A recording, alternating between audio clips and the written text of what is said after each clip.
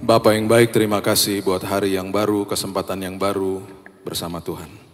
Alkitab mengatakan Tuhan, ketika kami hidup takut akan Tuhan, ketika kami hidupnya menghormati, takjub akan karya Tuhan, justru Tuhan akan memberikan kenikmatan dalam hidup ini. Tuhan akan memberikan umur panjang, Tuhan akan memberikan damai, sukacita, bahkan hikmat untuk menentukan arah hidup kami. Ini hati kami Tuhan hari ini. Bukan sekedar di tempat ini saja, tapi setiap hari dalam hidup kami. Kami persembahkan hidup kami sebagai ibadah yang sejati kepada Tuhan. Roh Kudus yang meneduhkan setiap hati, Roh Kudus yang menasehati, bahkan menegur kami. Kami sambut firman kebenaran di dalam nama Tuhan Yesus, Juru Selamat yang agung. Kami berdoa, kita sama-sama katakan, amin, amin, amin, amin, amin. Silakan duduk, shalom. Selamat hari Minggu, kita mau buka sama-sama di kitab Bilangan, pasalnya yang ke-13, dimulai dari ayat yang ke-17 sampai 18. Saya sedang sering mengkhotbahkan ini karena, dan saya tidak mau jemaat di sini nanti cuma nonton-nonton online aja, kita belajar aja pagi hari ini. Pernah saya bagikan sedikit di ibadah hari Kamis. Dan waktu saya belajar tentang prinsip ini, saya merinding. Saya bilang, Tuhan, gak ada habisnya sebuah karya Tuhan yang besar dalam hidup manusia sampai hari ini. Jadi saya mau ajak Bapak Ibu merinding bareng-bareng saya. Ini kisah yang luar biasa.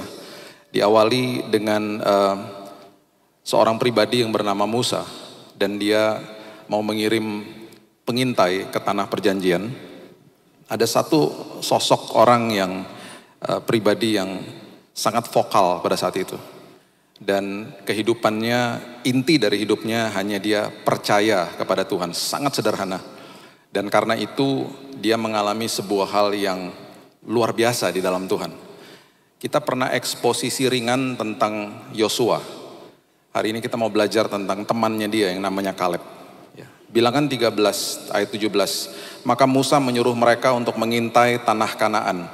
Katanya kepada mereka, pergilah dari sini ke tanah Negeb, naiklah ke pegunungan. Amat-amatilah bagaimana keadaan negeri itu, apakah bangsa yang mendiaminya kuat atau lemah, apakah mereka sedikit atau banyak. Sederhana, sebenarnya Musa lagi kasih tahu sama mereka, coba kamu lihat masa depanmu yang penuh pengharapan sebenarnya. Coba kamu lihat masa depanmu yang sudah ditanggung penuh sama Tuhan. Coba kamu lihat janji Tuhan di hadapanmu, karena sudah dijanjikan tanah perjanjian. Coba kamu lihat aja gitu. Karena Tuhan sudah berikan itu kepada kita. Sebenarnya itu, intinya itu. Sebenarnya hari ini kalau kita lihat hari esok, kita juga harus menatapnya seperti begitu. Kalau kita mengintai hari esok, kita harus punya prinsip bahwa, oh ya Tuhan, terima kasih. Janji Tuhan gak pernah gagal dalam hidup saya. Kuasa Tuhan begitu luar biasa dalam hidup saya. Ayat 23, mereka sengaja dibawa sama Tuhan ke dalam sebuah lembah ini. Dan Tuhan lagi mempertontonkan kepada mereka. Jadi ini sama sekali gak kebetulan ayat-ayat ini. Yang Tuhan rangkaikan secara luar biasa. Dia membawa pengintai-pengintai ini ke sebuah lembah yang sangat luar biasa suburnya. Dia lagi kasih tahu sama mereka, ini loh, tanah perjanjianmu itu seperti ini. Jadi mereka dibawa ke dalam sebuah lembah yang sangat subur, namanya lembah Eskol. Lembah Eskol. Di situ mereka diminta untuk akhirnya mengambil keputusan. Apa keputusannya? Mereka sudah dikasih lihat janji Tuhan yang luar biasa. Itu sebabnya ayat 23 mengatakan begini.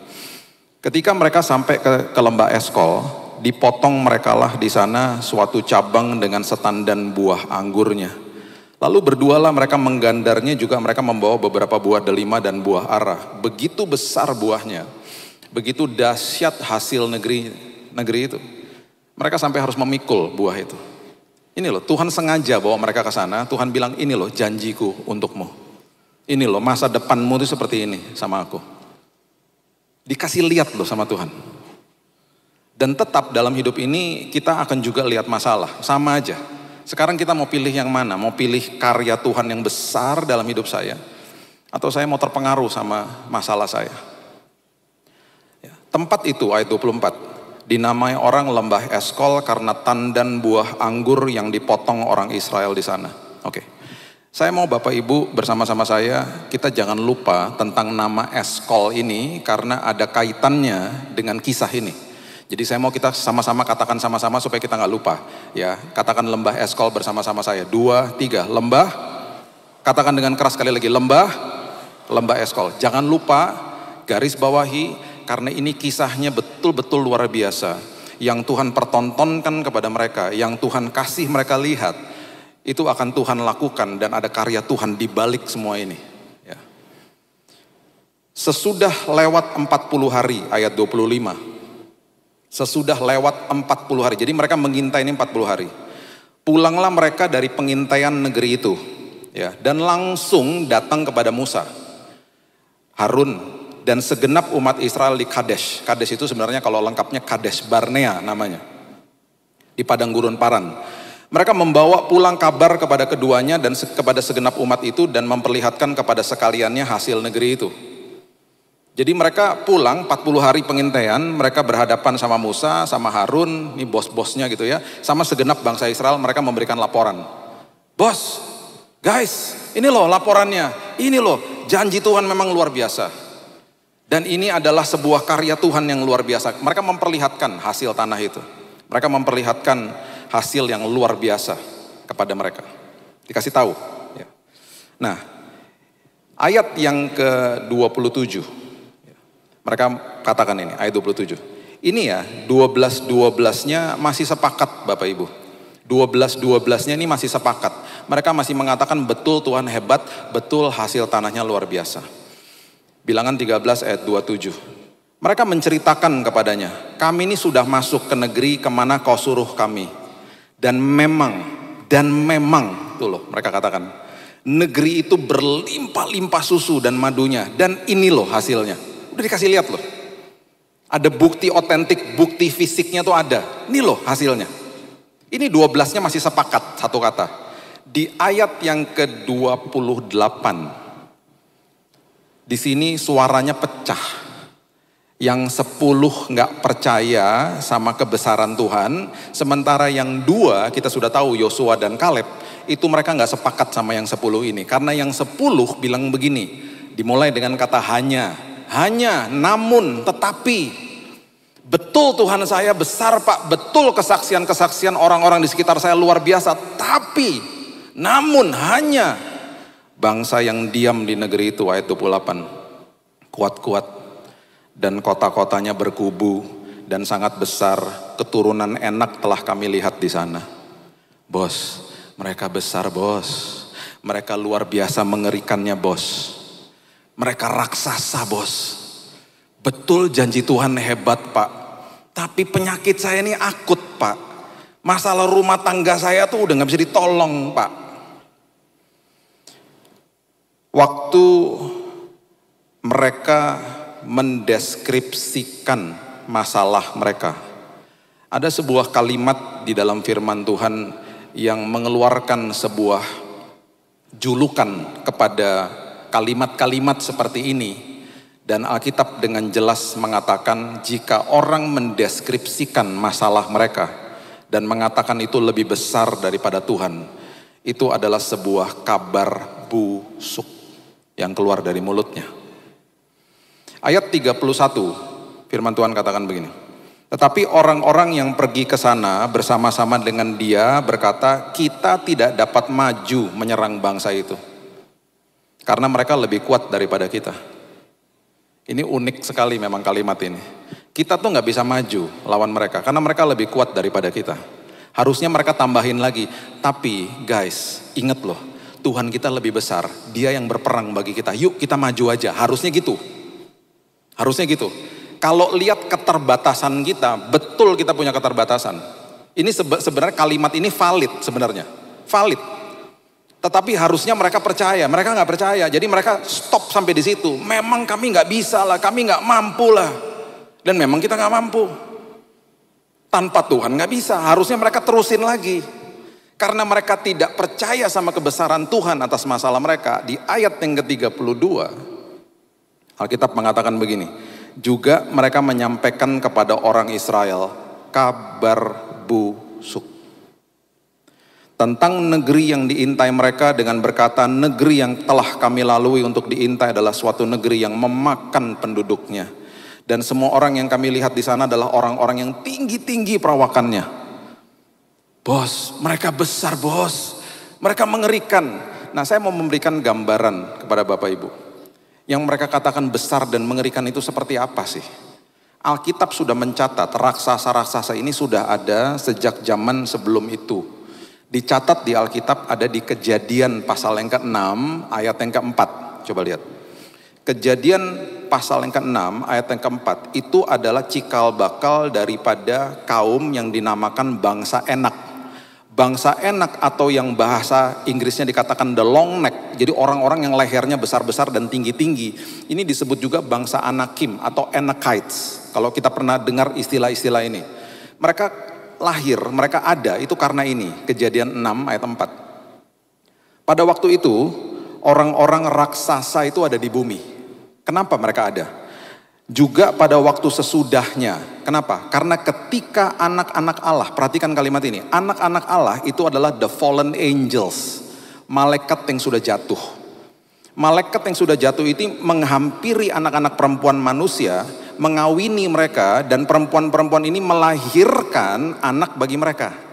Inilah orang-orang gagah perkasa di zaman purbakala, orang-orang yang kenamaan, orang-orang yang cukup populer memang saat itu karena mereka besar-besar dan figurnya mereka itu tidak seperti manusia normal karena malaikat kawin sama manusia. Jadi lahirlah the long neck sini maksudnya. Salah satu keturunan mereka adalah Goliat.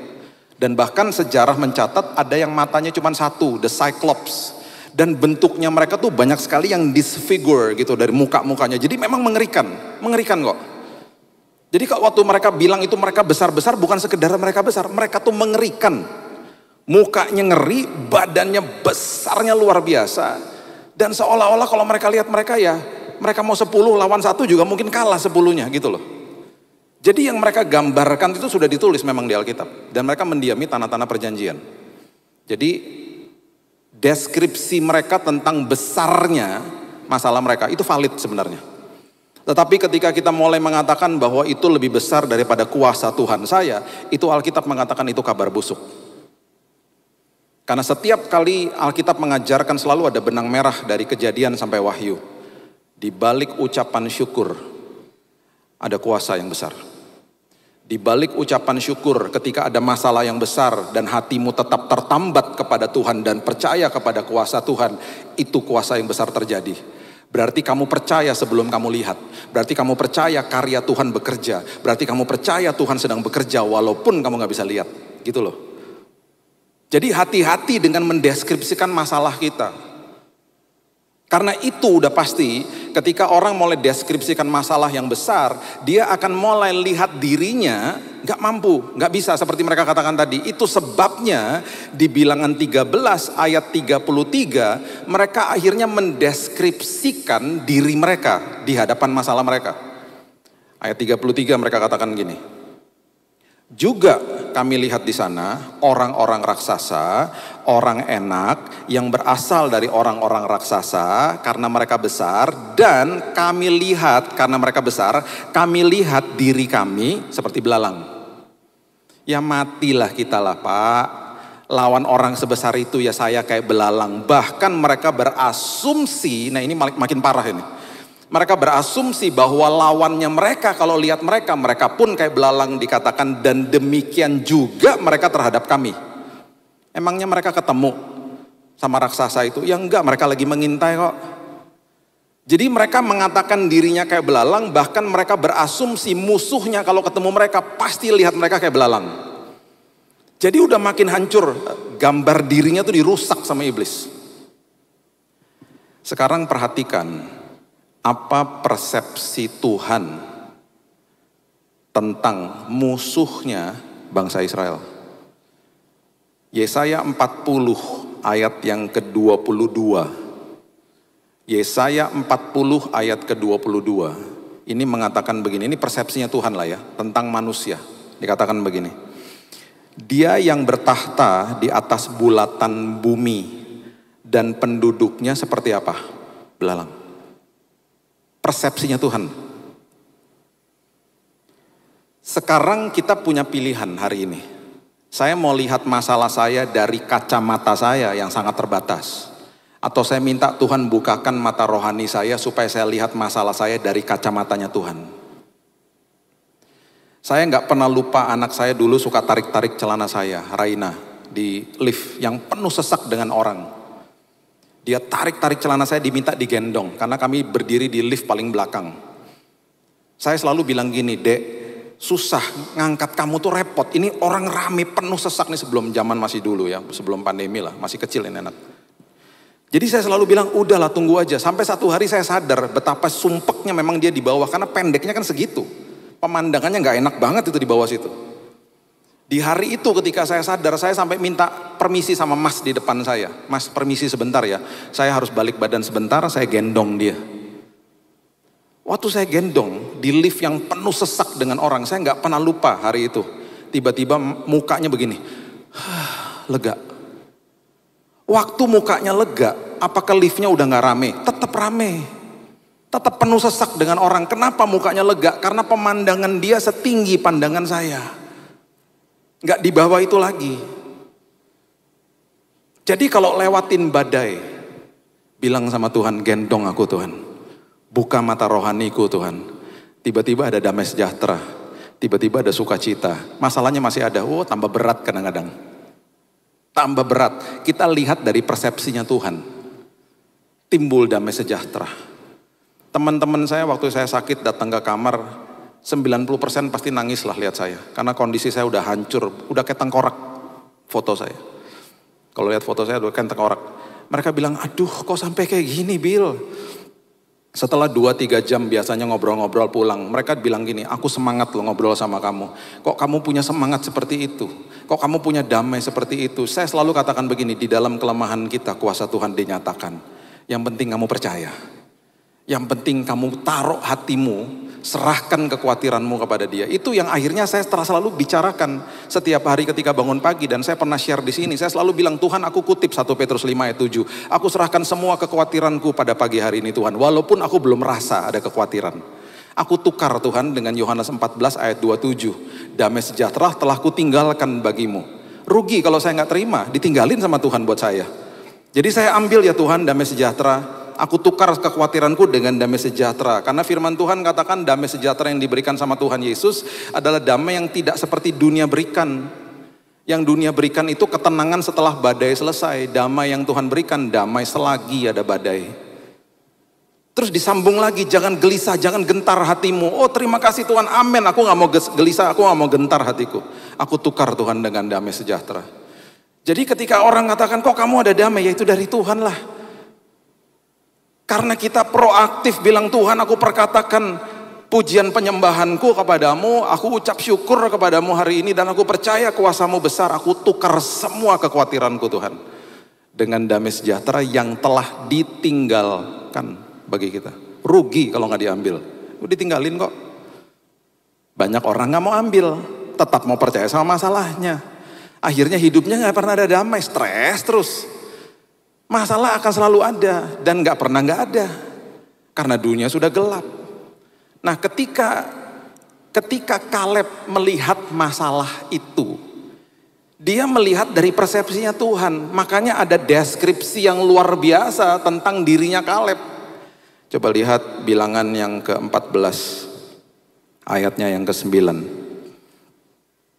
Ini katanya Kaleb, bilangan 14 ayat 9. Janganlah memberontak kepada Tuhan, ya. Dan janganlah takut kepada bangsa negeri itu. Perhatikan kalimat ini luar biasa kalimatnya dia. Dia katakan begini, sebab raksasa itu akan kita telan habis. Akan kita telan habis, Bapak Ibu. Belalang itu adalah makanannya mereka. Nanti Bapak Ibu baca sendiri di kitab Imamat, itu makanannya mereka, salah satu makanannya mereka.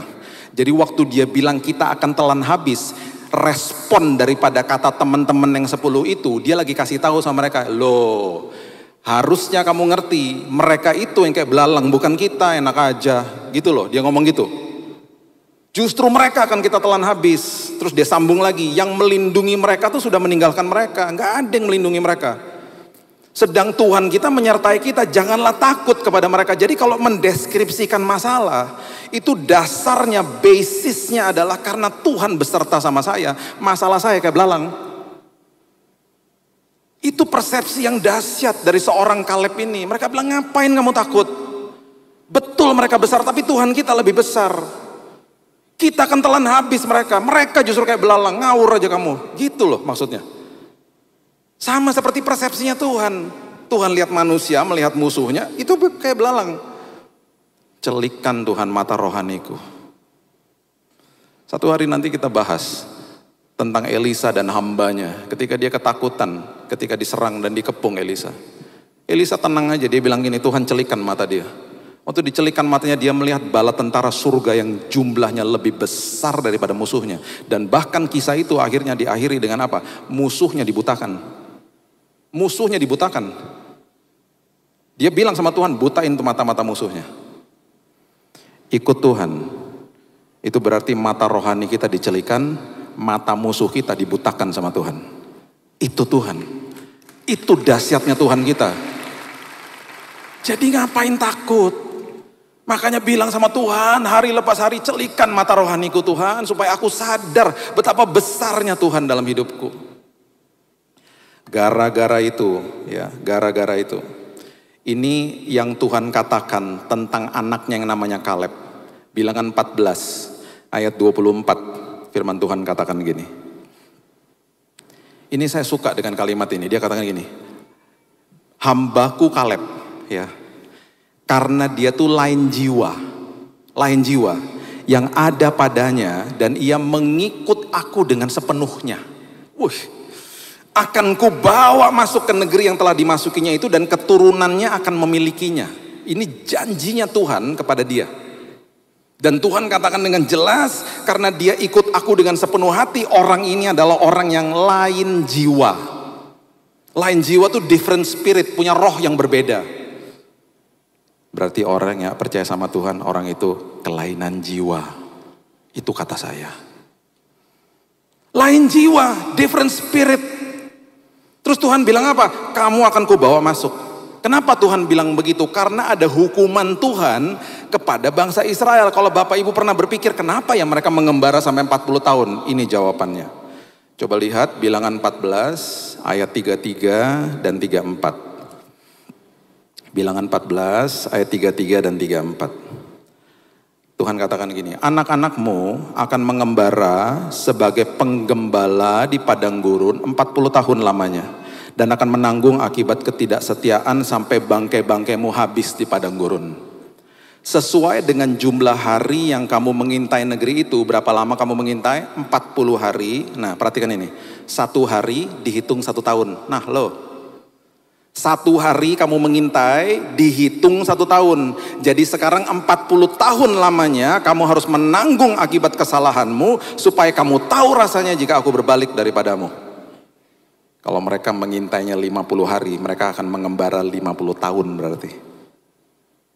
Jadi mereka mengembara 40 tahun, itu gara-gara 10 pengintai. Gara-gara 10 pengintai yang mempengaruhi orang segitu banyak. Karena kalah suara yang dua ini, yang duanya kan percaya. Kaleb sama Yosua kan percaya, makanya kita gak pernah dengar nama-nama Nafbi, Palti, Galdi. Kita gak pernah dengar nama-nama itu. Mereka mati di padang gurun, padahal nama-nama mereka itu ada di bilangan 13. Mereka bukan pahlawan iman, tetapi pahlawan iman bagi kita yang kita masih dokumentasikan namanya kepada keturunan kita, itu Yosua dan Kaleb. Kita masih memberikan nama-nama itu kepada anak-anak kita. Karena mereka pahlawan iman. Mereka mengembara 40 tahun, gara-gara 10 itu. Bapak Ibu, perhatikan prinsip ini. Yosua sama Kaleb, mereka kan percaya. Tapi karena dihukum 40 tahun, mereka kan kena imbasnya. Kan Tuhan gak pernah bilang gini, Yosua sama Kaleb, kamu masuk duluan sana tanah perjanjian, yang ini gak boleh masuk, kamu duluan. Enggak, mereka ikut mengembara 40 tahun. Sama seperti kita, gak tahu apa-apa, lahir di dalam muka bumi ini karena pada dosa manusia yang awal, kita semuanya kena imbasnya, dunia ini penuh dengan kegelapan.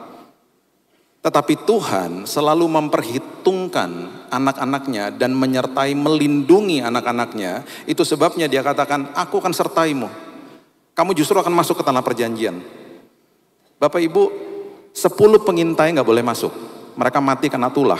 Generasinya mereka di wipe out. Nggak boleh masuk, mati semua di padang gurun.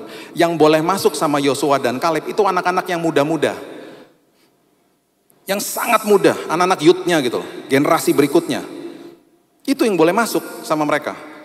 Dan waktu mereka masuk ke tanah perjanjian, itu mereka tetap harus bertempur di situ. Kita udah pernah eksposisi, saya udah pernah bagikan di tempat ini kisah tentang Yosua.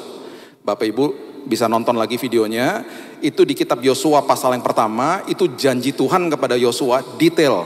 Siapa yang akan melawanmu, aku akan tumpas, kamu pasti menang. Tenang aja. Itu janjinya Tuhan jelas. Nah, generasi muda sebelum masuk ke tanah perjanjian, mereka harus disunat di tanah Gilgal. Alkitab dengan jelas mengatakan di Yosua 5 itu adalah mereka sedang meninggalkan celah Mesir. Jadi sunat itu melambangkan hadirat Tuhan dan paradigma baru. Karena mereka punya pengaruh dari orang tua mereka, Tuhan mau pastikan bahwa semua paradigma Mesir itu ditinggalkan sebelum mereka masuk ke dalam tanah perjanjian. Makanya mereka disunat. Dan mereka masuk. Waktu mereka masuk, mereka menikmati bertih gandum, hasil tanah yang luar biasa. Dan hari itu mana dari sorga di stop. Yang tadinya Tuhan manja-manjain mereka tiap hari pakai mana, di stop sama Tuhan. Karena sekarang waktu masuk ke tanah perjanjian, mereka harus mengelola. Itu lambang daripada kedewasaan rohani. Kamu kelola hidupmu, kamu akan berhasil di situ, kamu akan menghasilkan makanan yang lebih enak daripada mana yang setiap hari kamu makan. Kamu akan nikmati anggur, kamu akan nikmati susu, madu, bertih gandum, makanan yang luar biasa melimpah. Tapi harus kamu kelola. Jadi tinggalin dulu paradigma Mesir. Supaya kamu masuk tanah perjanjian tuh dengan kedewasaan.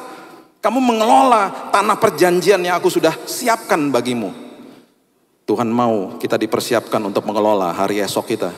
Itu sebabnya ketika ada masalah, kita semua ini sedang dibuat dewasa sama Tuhan, menjadi pengelola-pengelola yang dahsyat. Karena ada janji Tuhan yang besar di depan kita, gitu loh. Jadi waktu mereka masuk ke sana, mereka tetap harus berhadapan sama raksasa-raksasa.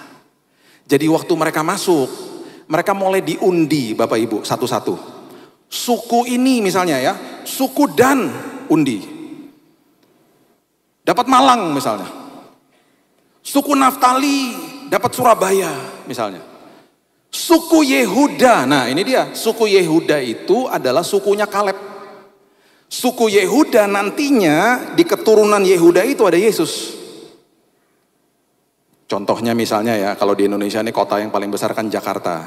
Jadi suku Yehuda tiba-tiba diundi, dapat Jakarta misalnya. Wah, semua suku-suku yang tadinya menantikan tempat yang paling hebat, yang paling besar dan sakral itu, mereka pasti, ya dia yang dapat. Suku Yehuda mendapatkan hasil undiannya. Jadi Kaleb dapat tanah namanya Hebron. Hebron itu sangat sakral di antara mereka karena Abraham, Ishak dan Yakub dikubur di situ. Jadi itu merupakan tanah yang sakral yang dinanti-nantikan sama semua suku sebenarnya. Jadi waktu undiannya keluar dikasih Hebron, wah itu pasti semua suku, ya dia yang dapat, Kaleb yang dapat. Ada kemungkinan besar Alkitab tidak menulis dengan detail ya. Yosua tuh ngomong sama Kaleb. Kan sama-sama udah tua ya. Kan mereka disertai sama yang muda-muda. Nah tetap waktu dapat tanah-tanah itu mereka harus berjuang, mereka harus berperang sama yang mendudukinya. Tetapi generasi muda ini udah ngerti, mereka pasti menang. Jadi gak ada yang bersungut-sungut udah. Mereka percaya janji Tuhan, kita perang pasti kita menang. Oh mereka udah gagah perkasa. Nah jadi ada kemungkinan Yosua tuh ngomong gini sama Kaleb. Leb, kamu tuh kan udah tua sama-sama saya. Udahlah biarin yang muda-muda bertempur ke tanah Hebron. Karena tanah Hebron Leb, itu paling tinggi-tinggi pegunungannya. Kamu tuh wis tua, udah di sini aja udah. Kamu nunggu sama aku duduk manis-manis, kita ngopi-ngopi, biarin yang muda-muda bertempur. Nanti udah pasti menang kok. Tuhan udah kasih kok tanah itu. Plus Leb, itu tanah Hebron, raksasa yang paling besar itu ada di situ. Udah daripada kamu capek-capek, kita duduk-duduk manis aja di sini. Raksasa yang paling besar itu ada di Hebron. Nanti saya kasih ayatnya. Nah, saya tutup sama ini ya. Kita lihat Yosua 14. Dimulai dari ayat yang ke-7. Yosua 14 ayat yang ke-7. Ini responnya Kaleb kepada Yosua. Dia bilang gini. Yosua 14 ayat 7.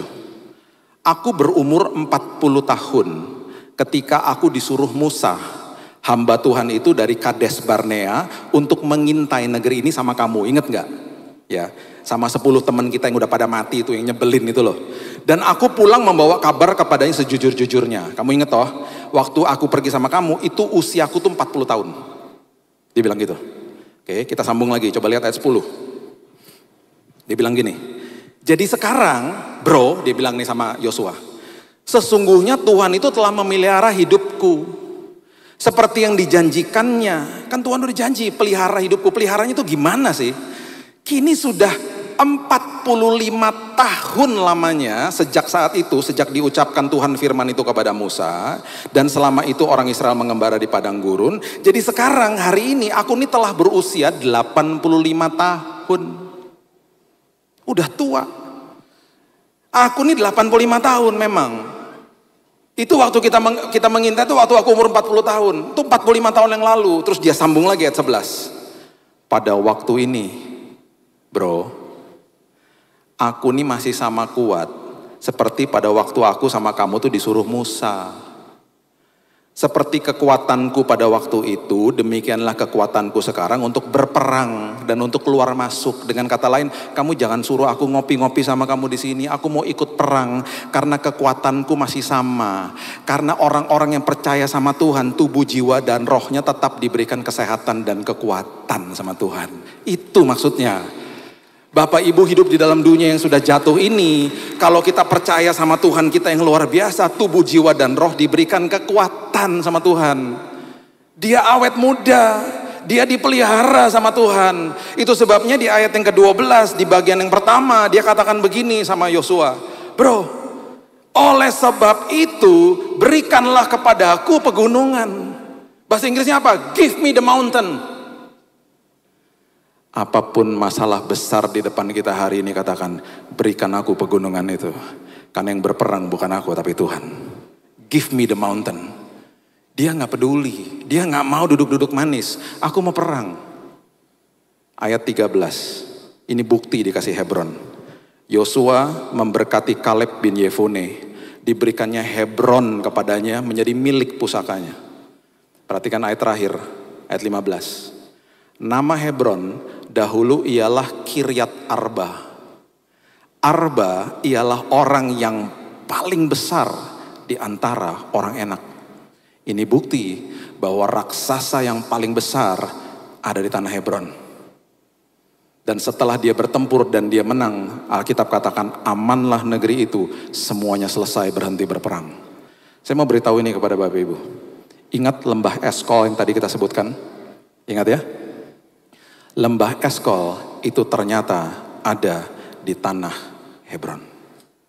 Di balik pegunungan yang tinggi, di balik raksasa yang paling besar, menanti lembah yang paling indah yang Tuhan sudah siapkan bagi dia. Di balik masalah yang besar dalam hidupmu, di balik masalah yang sangat besar, sudah menanti lembah Eskol bagi setiap kita. Itu sebabnya di awal Tuhan kasih tahu sama dia, Tuhan giring mereka ke lembah Eskol. Tuhan mau lihat, aku mau lihat, percaya gak nih anak-anak aku sama aku? Aku kasih lihat nih janjiku. Aku kasih lihat masa depannya yang luar biasa. Gak ada yang percaya, 10-nya gak percaya. Tuhan kasih lihat loh, kalau kamu percaya itu jadi milikmu. Lembah Hebron diberikan kepada Kaleb. Saya mau beritahu ini Bapak Ibu, kalau hari ini ada pegunungan yang sangat tinggi di depanmu. Kalau hari ini ada raksasa yang paling besar di depanmu, itu berarti Tuhan tahu ada Kaleb di dalam dirimu. Dan Tuhan tahu kita akan menghadapi itu semuanya. Dan Tuhan yang berperang bagi kita. Dan lembah Eskol menanti bagi saudara dan saya. Saya akan tutup dengan ini. Saya waktu didiagnosa mati di bulan Januari 2019. Dokter bilang sama saya, Pak, Bapak cuma diberikan waktu 3 bulan, Bapak meninggal, kena kanker darah. Bapak kalau bertahan paling-paling 6 bulan, berarti bulan Juni Bapak meninggal. Kalau Bapak masih bertahan hidup, Bapak akan terus dirawat sampai bulan Oktober. Itu pun kalau masih hidup. Di bulan Januari 2019, di tahun itu, kedua anak saya, yang satu di bangku SMA, akhir kelas 3, yang satu di bangku SD kelas 6. Berarti di bulan Mei mereka akan lulusan, di bulan Juni dua-duanya wisuda. Saya bilang gini sama Tuhan, Tuhan kalau saya lihat wisuda di bulan Juni, itu gunung yang sangat tinggi bagi saya. Seolah-olah gak mungkin. Tuhan, aku percaya Tuhan yang berperang bagi saya. Saya mau hadir di wisuda anak saya Tuhan. Apa yang dunia katakan, saya percaya kuasa Tuhan lebih besar. Di bulan Februari Tuhan sembuhkan saya dengan mujizat yang luar biasa. Saya udah sering sampaikan di sini. Di bulan Mei saya dikeluarkan dari rumah sakit. Sempat saya tanya gini sama dokternya, nggak ada obat toh dok? Nggak ada, kalau kamu pusing minum Panadol aja. Di bulan Juni saya hadir di wisuda anak saya, duduk di depan. Saya udah gak inget acaranya seperti apa, karena sepanjang acara saya cuma bisa nangis. Karena duduk di tempat wisuda anak saya di dua-dua wisuda itu lembah Eskol bagi saya. Itu keindahan yang luar biasa bagi saya. Jadi saya mau memberikan semangat kepada Bapak Ibu, apapun masalahmu, katakan kepada gunungmu, Tuhan saya lebih besar, Tuhan saya lebih dahsyat. Di balik itu semuanya berkat Tuhan menanti bagi kita. Yes, berikan tepuk tangan kita untuk Tuhan kita. Haleluya. Bapak yang baik, terima kasih Tuhan. Kalau kami belajar tentang pribadi yang luar biasa ini Tuhan, tentang Kaleb. Hari ini Tuhan kami tahu bahwa ada Kaleb-Kaleb di tempat ini Tuhan. Bahkan pegunungan yang setinggi apapun kami akan katakan give me the mountain. Karena kami tahu yang berperang itu Tuhan. Dan kami tahu di balik itu semuanya pemulihan, kesembuhan, kesehatan, provisi daripada Tuhan sudah menanti bagi kami. Kami percaya kebesaran Tuhan, kami percaya kuasa Tuhan. Tuhan pulihkan iman kami, buat iman kami bertumbuh di dalam Tuhan. Celikkan mata rohani kami, supaya kami melihat kebesaran Tuhan dan kuasa Tuhan. Kami serahkan hidup kami, masa depan kami dalam tangan Tuhan, hidup kami pasti penuh kesaksian. Di dalam nama Tuhan Yesus, kami sudah berdoa dan sudah menerima firman kebenaran, kita sama-sama katakan, amin. God bless you.